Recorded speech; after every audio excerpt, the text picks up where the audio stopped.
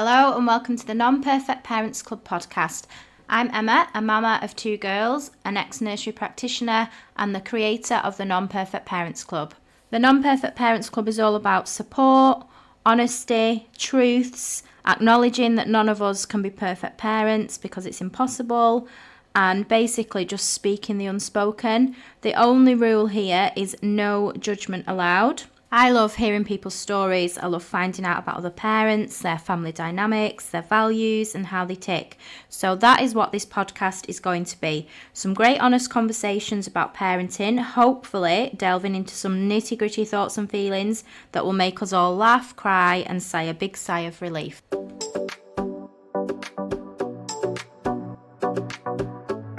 Hello and welcome back to the Non-Perfect Parents Club podcast.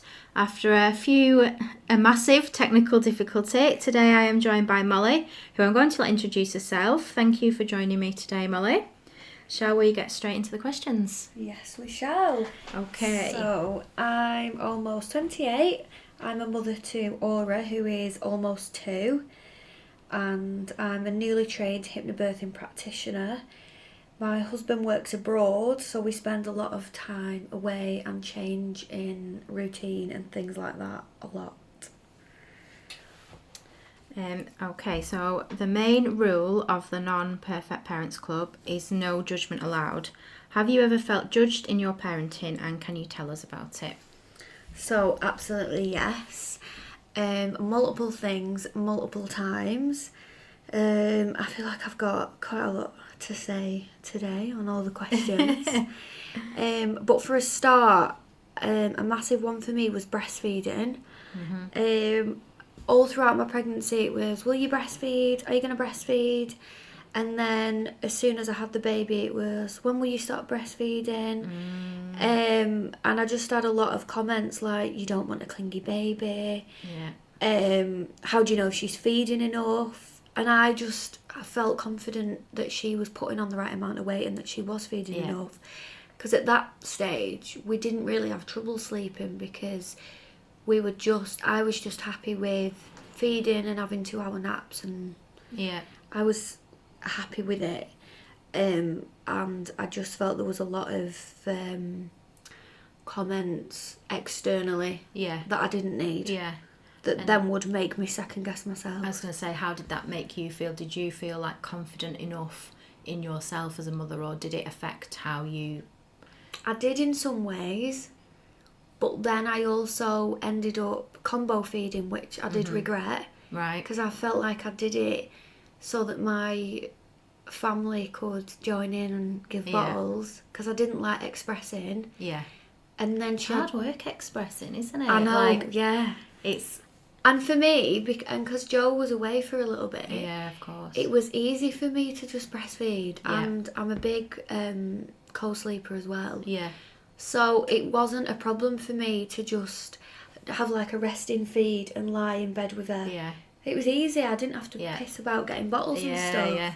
So then when I did introduce some bottles, I kind of thought, oh, like my parents and everyone want to join in, and then I thought maybe it will be handy if I want a drink. Yeah.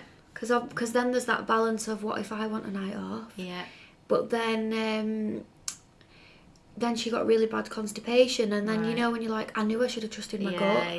Yeah. I should have just.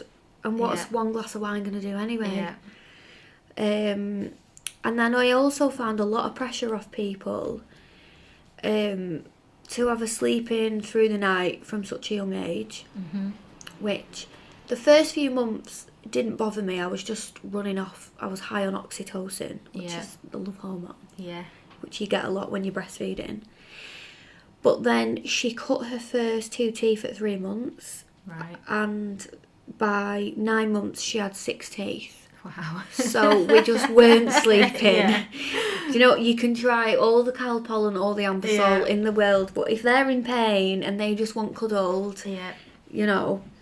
And the thing is, like, what's wrong with, if they want cuddling, what's wrong with I think we're so conditioned to, nope, they should be in the cart separate. It's, and you know the difference between a whingy cry And I need my mum crying. Yeah, that's it. And And why should we stop them from having that comfort if that's what they want? I know, because, like, I hate it when me and Joe aren't together and we're not in the same bed. Yeah. So, and, like, they're just an innocent little Yeah. baby. So, and we'd go through phases where she would have, like, a perfect routine and she'd sleep through, and she might wake up a couple of times, but obviously I would manage with that. Yeah. But then we'd go through phases where she wouldn't sleep at all. None of us would get any sleep. Yeah. And my only solution was putting her in my bed. And Yeah. even my husband, if you'd have spoke to him about co-sleeping before he became a parent, he'd be like, oh no, it's dangerous. Yeah. And even now he'll say to his mates in the pub, if your baby's crying, just put him in bed. Because even, like, you don't want to see your own baby upset. No. And there was recently on social media that photo, and someone had asked the child to draw a photo of Safe. Oh yes, I saw and that. It was them in the middle of the bed. In the middle of the wasn't it? bed, yeah. And most of the time, I might put her in her own bed, and then at 3 a.m. she might come and get in with me. But Yeah. I don't care. Yeah. She's happy, and I wouldn't ever want her to not feel loved. Yeah. And I honestly don't believe in it's making a rod for your own back, because I feel like from experience now, sometimes she, like last night, she slept right through. She was happy, there was no issues. Yeah. If she's got a cold, if she's poorly, if she's got a bug, Yeah. if she's teething, she just needs me. And it doesn't affect her when she does sleep right through. It's just that they're not supposed to sleep right through every single night. No. They're not robots, they're that's babies. it. And I think I was very much like the way that I was kind of brought up, and this is what you did from, like, all my families, you know, it was the very strict routine, you leave them to cry, blah blah blah. Yeah. And so I was a little bit like that with my eldest, but then I kind of, from everything that I've done with this and everything that I've looked into and researched and that, it's like if the more comfort they get from you and the more secure attachment they've got, the more, like, fulfilled they are as a person and confident, and if they anything, can regulate themselves and feel... Yeah. If anything, it does the opposite to what everyone says, I think. I totally agree, Yeah. because the more loved kids are less likely to, I believe, go out and be destructive or grow up and be shit partners. Yeah, and it just secures everything about that connection you have with them. Yeah, I'm a big believer in that. Sorry, I've thrown you off track there. No, not at all, not at all. It's true. But what else was I going to say? I've just made a couple of notes. Anything else that you've been judged on? It was mainly like sleeping and breastfeeding and things like that I personally felt it, and it's probably because you have that over your head, like everything needs to be perfect, which is just unrealistic. And totally. Like I say, they're just little babies and we're just humans. But I just think the way that people give advice needs to be navigated in such a different way. Yeah. If you are not asked, don't give it. Yeah. And if you really, really feel like there's something that you could say that could help one of your friends, if you're going to send that text anyway, start it by saying something like, it might not work for you. Yes. It did. Yeah. You could try this. Yeah. No harm in giving it a try. If not, no worries. But you could give it a try, and then you could just say something like, but I know how hard it is. Yeah. You're trying your best. Yeah. And if you need a moan, I'm here. Yeah. Because there were times where I would have someone who said, oh, I heard that you're not sleeping at the minute. And I'd got like, oh, sleep training worked for us, do this worked for me, blah, blah. And I was like, I didn't ask. I didn't ask. Just because I'm not sleeping didn't say I'm struggling. Yeah, of course it was hard and I was knackered and all I wanted was a full night's sleep. Yeah. But she was teething, there was just nothing I could do. Yeah. And I think it's that thing of, if you're going to give advice, you have to accept that whoever you're giving advice to doesn't have to take it. You can give advice with, meaning as well as you want, but it doesn't mean to say that that person is going to take it or that it works for them. I think you've got to... Yeah, totally agree. I think there's this thing of when we're giving advice, we just expect people to take that on board and try it because it worked for us, and it's just being aware that everyone is so different. And every baby's different, and Yeah. every family dynamic's different, every child's different, every setup. And I also think they either know they're being judgmental and they think, oh, you're doing it wrong. Yeah, that's a good point. Or they have no idea and they're just being unaware about it. And they just think that the way they're doing it is the right way. Yeah. But there isn't a right way. No, that's it. There isn't. Because there's like 8 billion people out there. Yeah. I'm sure that we... And how can there be a right way when everyone is different? Every parent's Yeah. different, every child's different. Like you say, every family dynamic's different. Because otherwise there wouldn't be like a million different books, No. podcasts and Yeah. blogs to say the 5 top tips Yeah. that got my baby sleeping through the night. Like, fuck off. Yeah, it's bullshit. Yeah. So anything else that you felt judged on? Or are you ready to move on to the next question? Yeah, I'm ready to move on to the next question. Okay.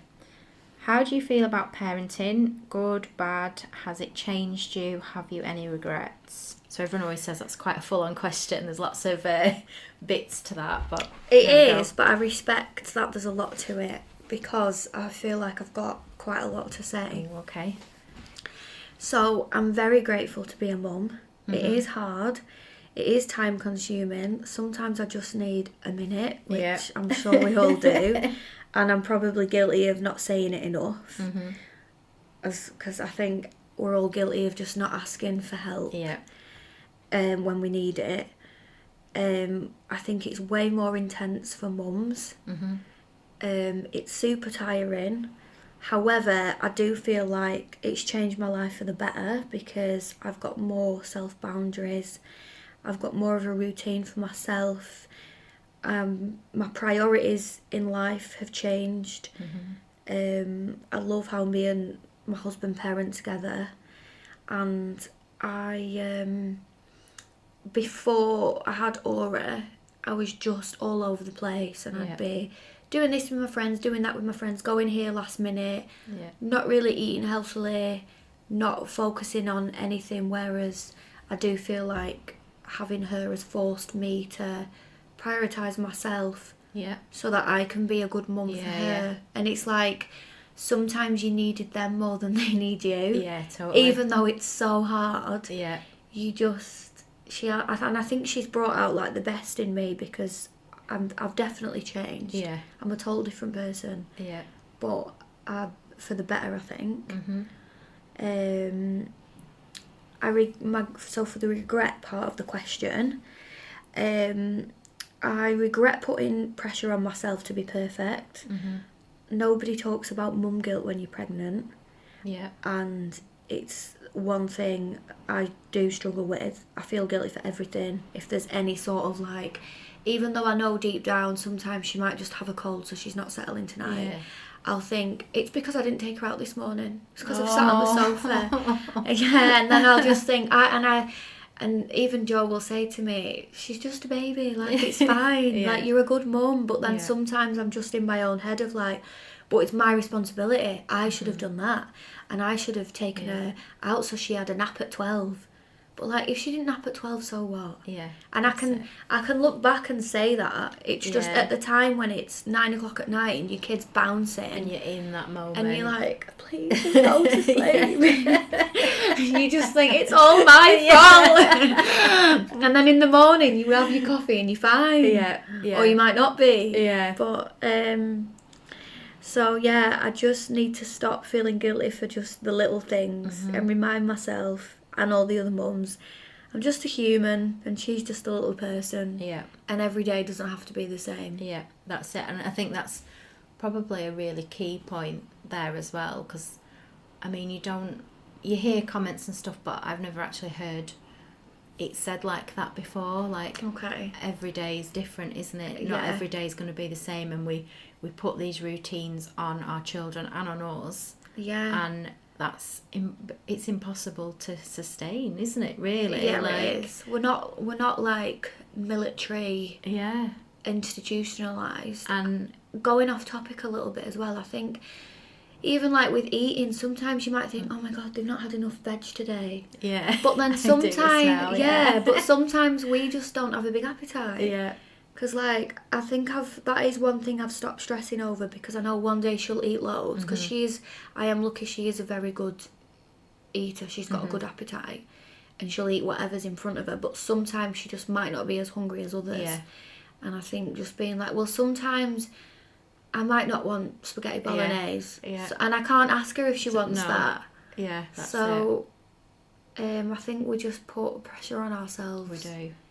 And I think with routine as well, like routine is such a key thing, because that they obviously can't tell the time when they're younger, so routine is important in that respect 100%. For them to know what's happening and stuff. But then if we're so strict with a routine, which I've been guilty of myself when they were small, I think that adds to the monotonous day for us, and that can make it, is that what makes it harder for us, is because we're setting ourselves in a box, and then it's like, oh no, I'm having to go out of these lines now.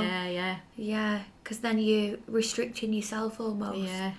Yeah, I think there needs to be some sort of balance between having like a rough routine, but don't worry if you're going out of it.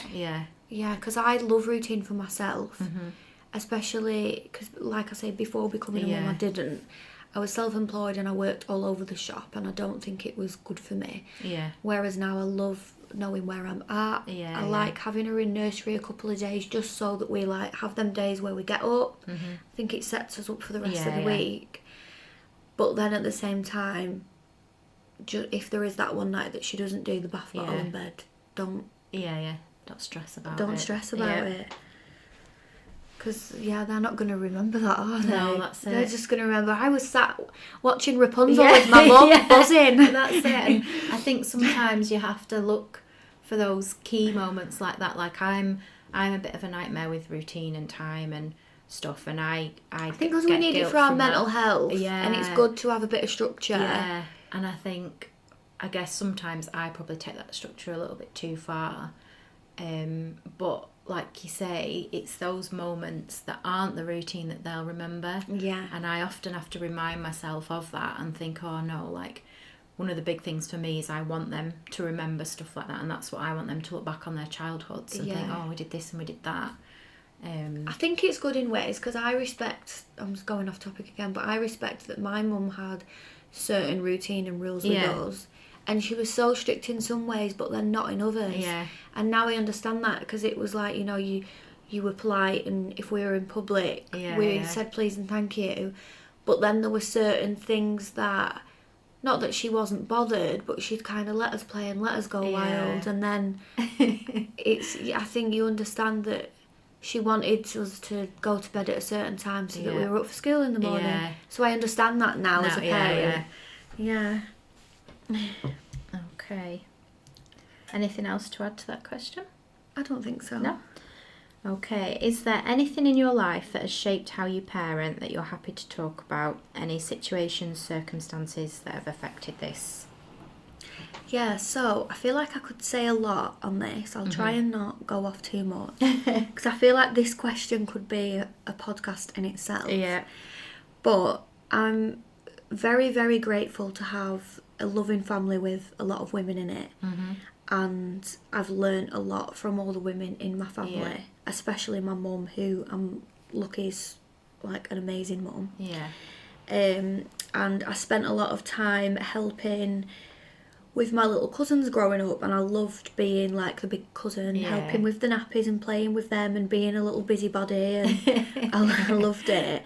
And I think all of that has had a big influence on how I parent, because we're all so loving, and I've had a lot of examples. So I am lucky in that respect. And I'd say that it's given me confidence to just always go back to my gut with what Aura needs. And sort of knowing that everything doesn't always have to be by the book, but like we said before, have that rough structure but without being too set on it. Yeah. But then also going down a different avenue, I feel lucky to have a gay brother and black friends who have all made me more aware of different lived experiences they've had. Yeah. Because I want Aura to grow up knowing that she can just be whoever she wants. Yeah. But I also want her to have like empathy and compassion and humility, and just be open to differences, because it just breaks my heart that a lot of people today still experience like racism and homophobia and things like that, and how cruel the world can be. Yeah. And I wouldn't ever want any like old-fashioned beliefs to condition her little loving mind, because they're just so innocent, aren't they? They are, yeah. And I think we live in such a diverse world. It's important for kids to grow up valuing themselves, but other people. Yes, definitely. Yeah. Yeah. No, that's, massive, massive point there. And I think at the end of the day, not just as parents, but as adults, we're role models to the next generation. Yes. And if we don't promote values like that, how are they going to know? Yeah. You know, and if you've got a diverse family network or friendship group, then they're obviously going to experience that. But if you haven't, which there is a lot of people that don't. Yeah, and there are a lot of areas that are less likely to have a diverse community or whatever.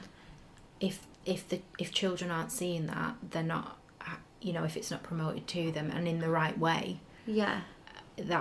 that's just going to continue. They're not going to know, are they? They're not going to have understanding. And as awful as judgmental this sounds, usually like if something is said that like a nasty comment from a child, you know that they've heard that from the parents. Yeah. So it's like... And do you know what? That is something that really, really bugs me. Like, if the girls come home, and usually my youngest, and says, oh, such and such said this.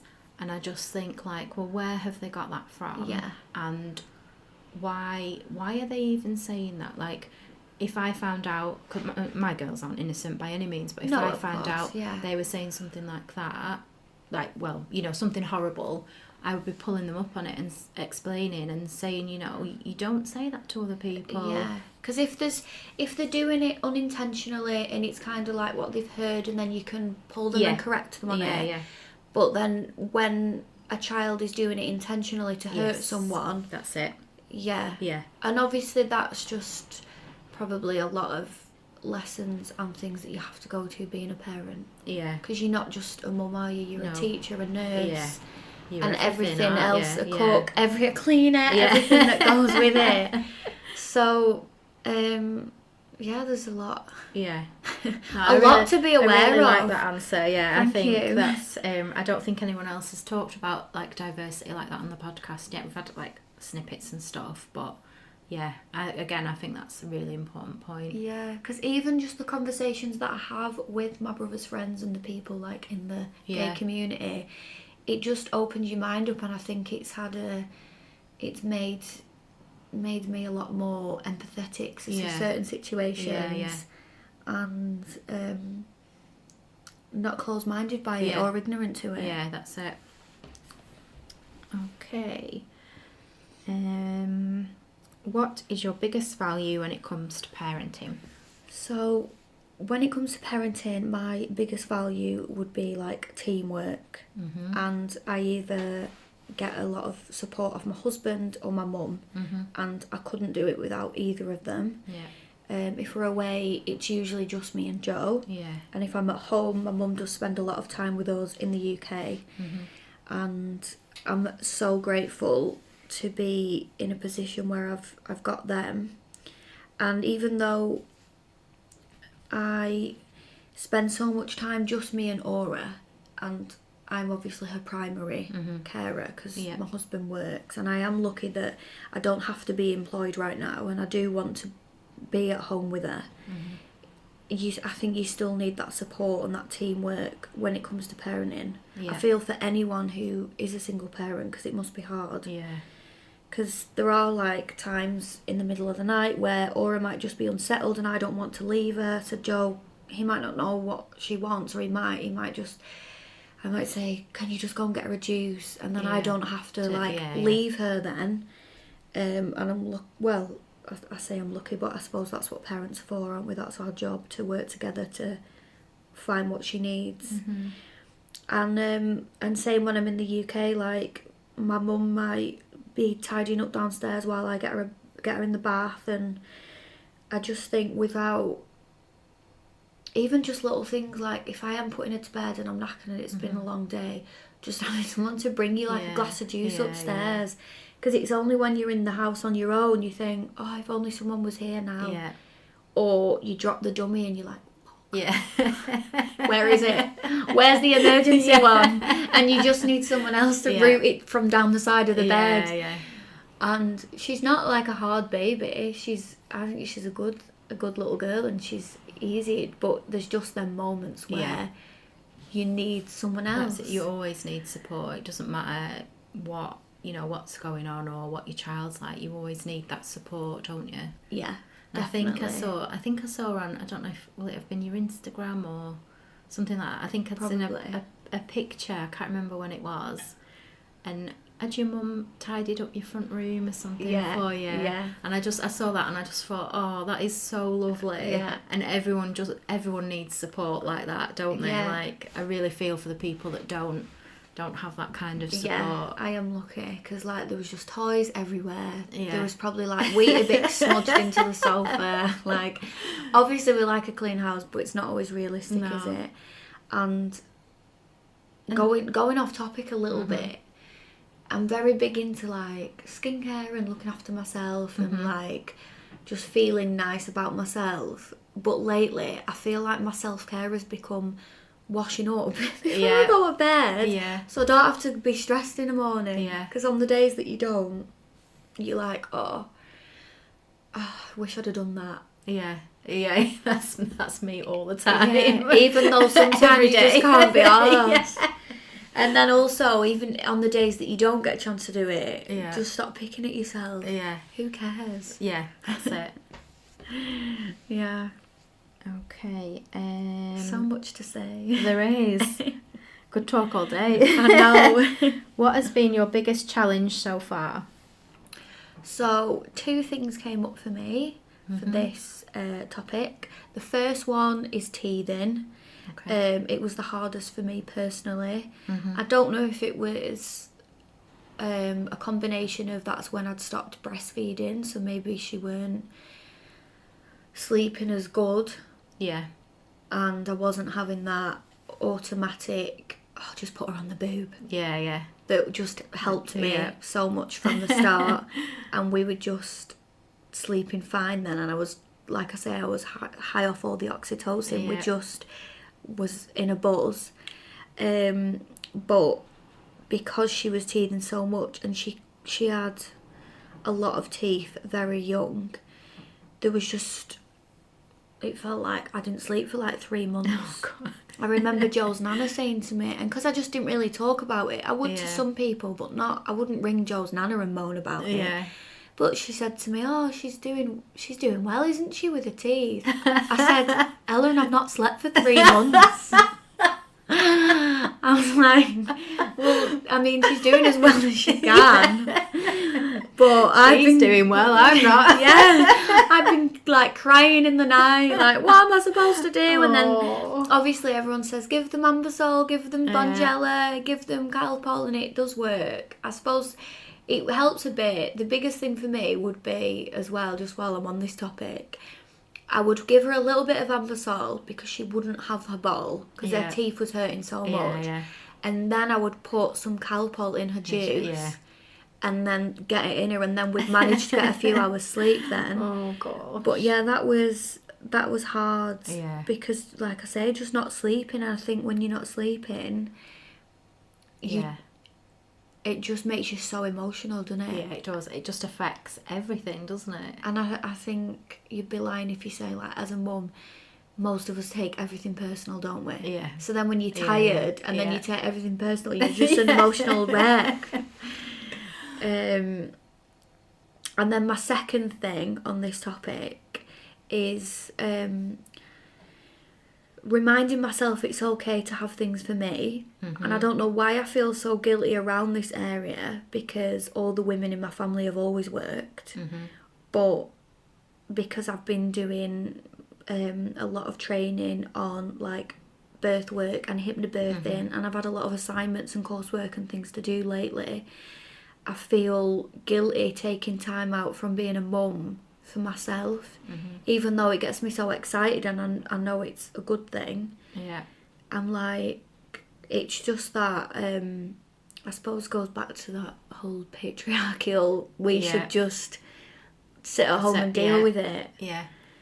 And we were talking before the podcast, weren't we? And we kind of touched on this, and it's that view of what our role is, when that isn't actually the case. Like we're not just mums, and we're not just here to raise the children and keep the house. We are individual human beings as well. Because I definitely think that could be a whole other podcast in itself.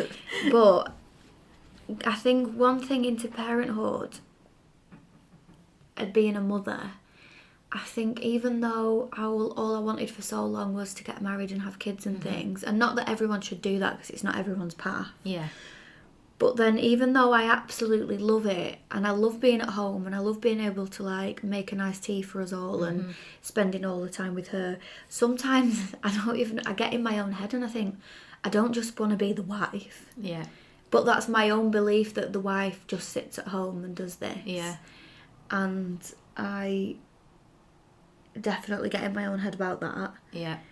And then I remind myself, no, I can do all these passions that I've got, which I'm excited about.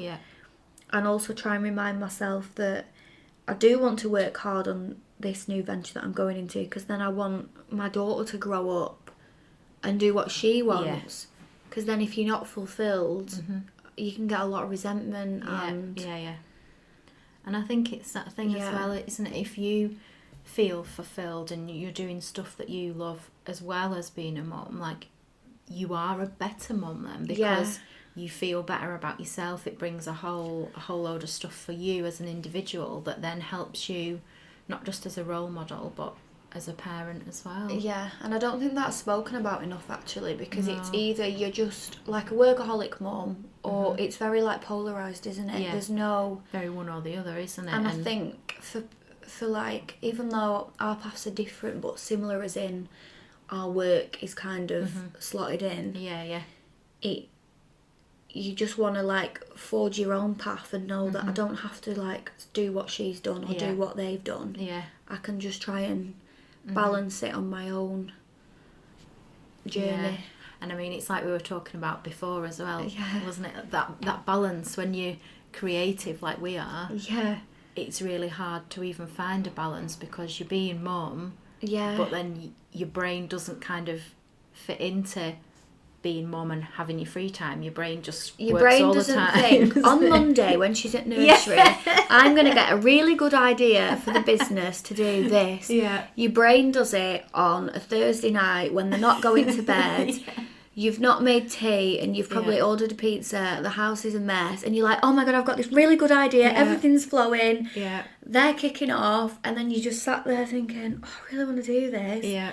And then you think, and it's nothing against any men, but like, my husband can go to work and not feel guilty, because that's his job. So when he's at work, he can clock out of parenting. But we can't. No.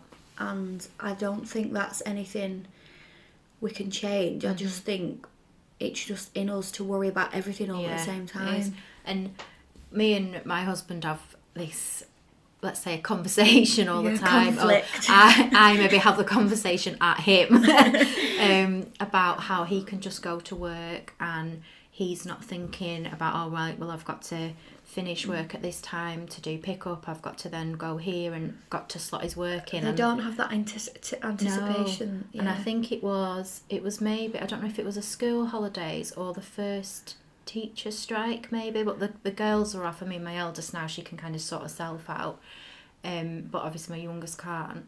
And I'd remember he said something just like, oh, just the expectation that I would just not go into work on that day and look after my youngest because my job's slightly more flexible. And then it gets you so angry. Yeah, and I actually said to him, I said, I wish I had the privilege of being able to just go to work at night for 9 o'clock and come home when I'm done.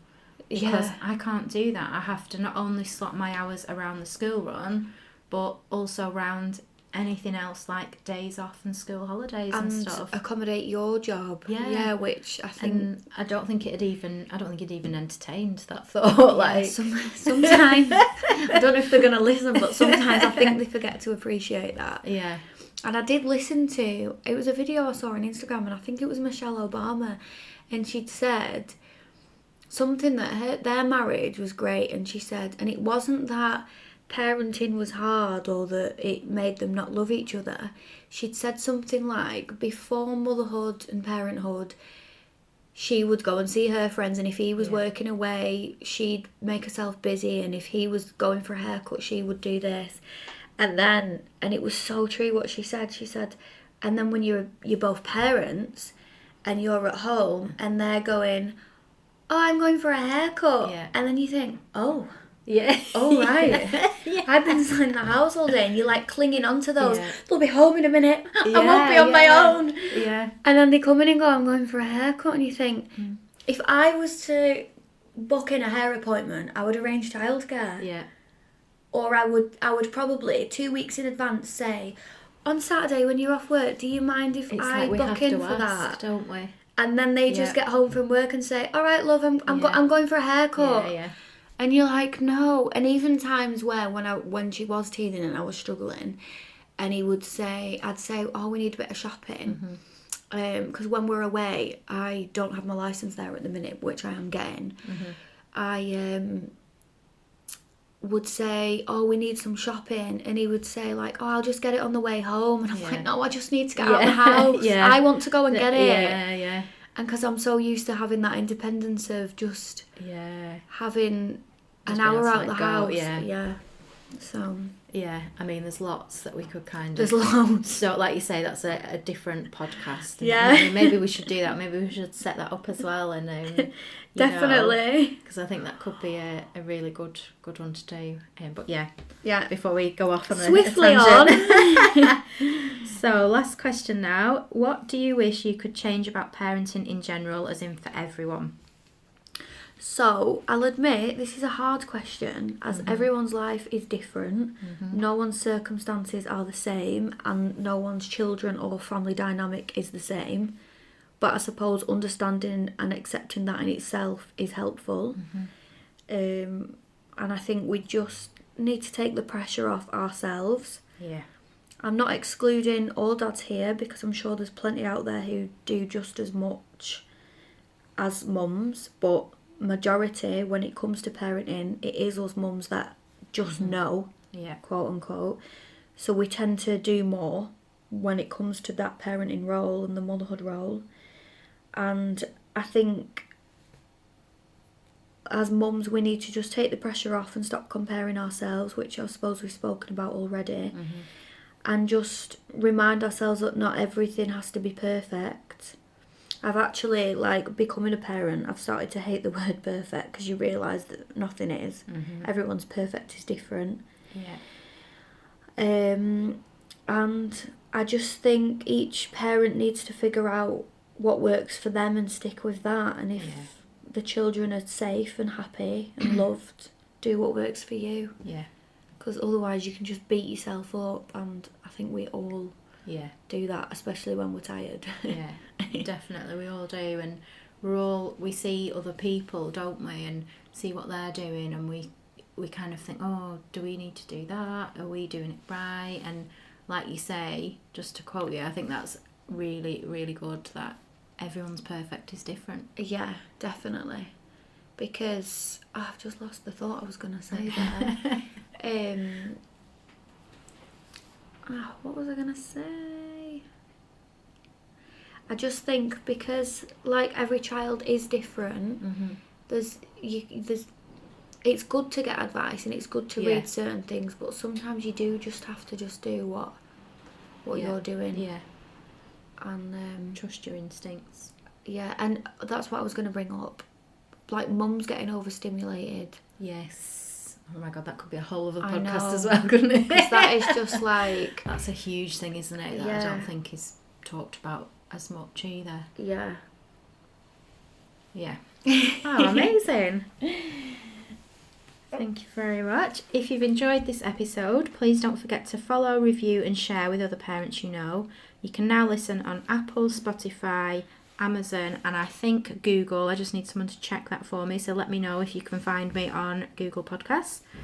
If you would like to be a guest on the podcast, please get in touch with me via any of my social media channels, website or email.